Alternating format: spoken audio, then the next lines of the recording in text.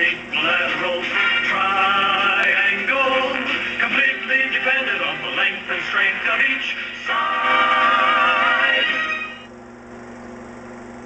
For the individual of today, health may be visualized as an equilateral triangle composed of a physical side, a mental side, and a social side, each side of equal importance and each interrelated. When all sides are balanced, there is good overall health, and this should be the goal of each of us. One threat to health is the abuse of the drug alcohol.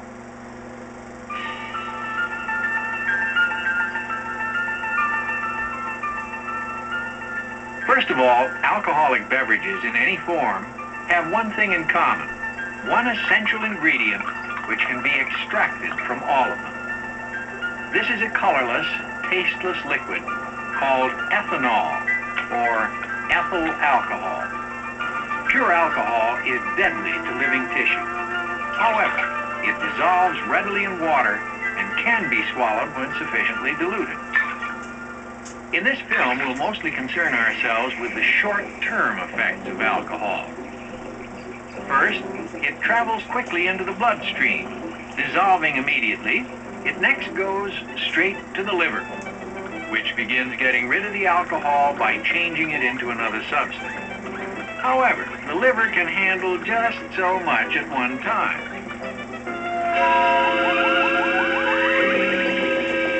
Any alcohol over that amount continues through unchanged. Now, about 1/5 of this alcohol travels immediately to the brain, since it requires more blood than any other single part of the body. Alcohol is not a stimulant, but an anesthetic, which quickly begins to put certain areas of the brain to sleep. Aside from the purely automatic functions, the brain has basically two roles which control our action: reason and emotion. Reason is that area of the brain which makes judgments based on logic. It might also be said to be the voice of our conscience, telling us the proper way to act in any situation. To keep us from acting like mere calculating machines, reason is balanced by emotion. Let me drive for a while. I'll show you how to have some real fun. No, I'm sorry, but you're just not responsible enough.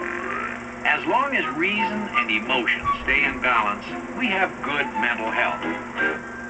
Now we'll examine this balance after alcohol has been introduced into the brain. Alcohol immediately begins to put reason to sleep. Powers of judgment fail. The sense of logic is lost, and the voice of our conscience weakens. It's not too long before reason is out of commission completely.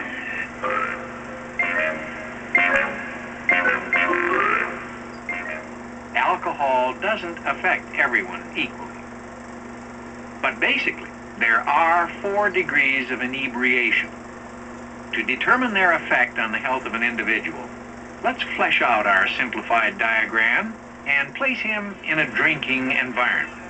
After 1 or 2 drinks, a person loosens up. This is first-degree inebriation.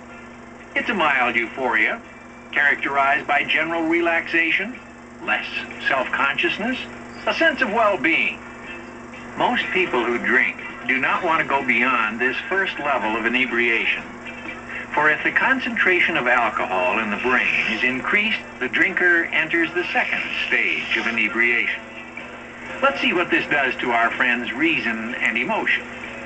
The first area of the brain to be attacked by alcohol is the center governing judgment and logic. As these judgment areas of the brain relax, emotion begins to assert himself. This is second-degree inebriation. It is characterized by a loss of the self-critical facility and overreacting to events on a purely emotional level. This means that even the most innocent of accidents may bring on a totally out-of-proportion emotional display. Oh, I'm sorry. Excuse me. Are you going to take that? He did that on purpose. Any decision that is made while emotion is in control is probably erroneous. and most likely extremely embarrassing. The drinker may continue to drink without realizing how it is affecting him. He now enters the degree of inebriation that most people would call drunk. He won't notice the effects of further drinking, but his friends might see a strange Dr. Jekyll to Mr. Hyde transformation.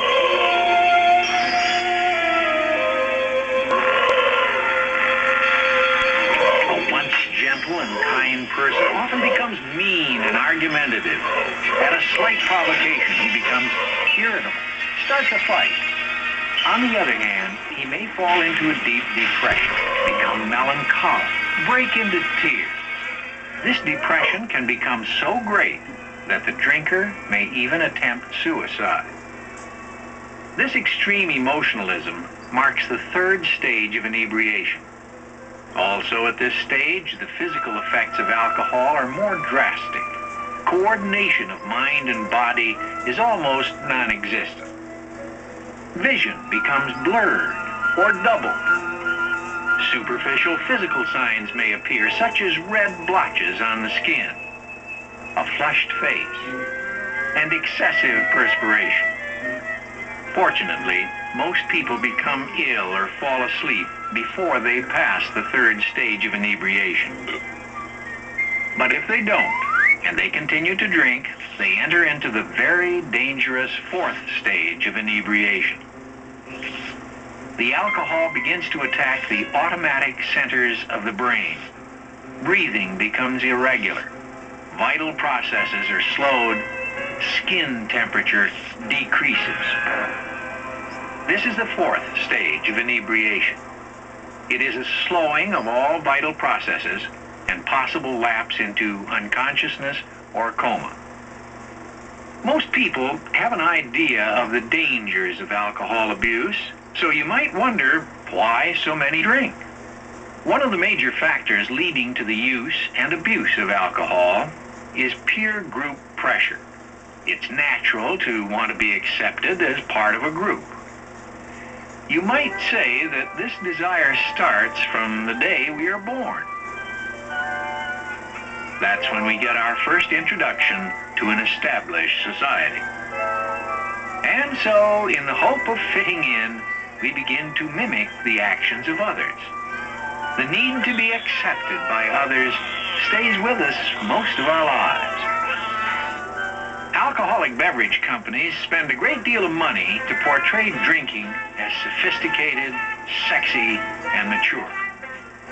Television, novels, motion pictures have also romanticized the image of alcohol to the point that the non-drinker is the one who seems different. All this adds up to a large amount of peer pressure, urging the individual to drink. Here, Joe, would you like another drink? Oh, boy, would I? No. We've had quite enough. What's the matter with you? You want to make him feel bad? The first drink didn't hurt us, did it? Well, no, but it's just that we've already drunk enough. Take a look out there. Everybody's drinking. Well, that may be true. But it doesn't mean that we have to drink. To drink or not to drink should be a personal decision. Let's go back to our drinker and say that this time he knows his limit. He's only had one or two drinks, just enough to loosen up. As he leaves the party, he's not even aware that he's been affected. He's certain that he can handle just about any situation. He drives well enough, but suppose he is confronted by an emergency situation. Under normal conditions, when a person perceives danger, emotion reacts in panic, but this is quickly subdued by reason. Reason then assesses the situation, makes a decision, then takes action. All this takes approximately 1 second. Now let's examine the effects of alcohol on our driver. To begin with, perception is not as clear. The danger is not recognized as fast. Then, after the trouble is recognized, the actual decision-making process is slow. Even if the decision is not hampered by faulty judgment, the reaction time may be 2 or 3 times as long. The greatest danger to physical health from the use of alcohol is accidents caused by impaired abilities. Alcohol is not a stimulant. It attacks the health triangle by first upsetting the balance between reason and emotion. This in turn interferes with normal social relations. Finally, alcohol endangers the physical side by causing the impairment of body functions. By looking at the facts about the nature and effects of alcohol, a person can make responsible decisions about its use, thereby protecting the health triangle. The health of man is like an equilateral triangle, completely dependent on the length and strength of each side.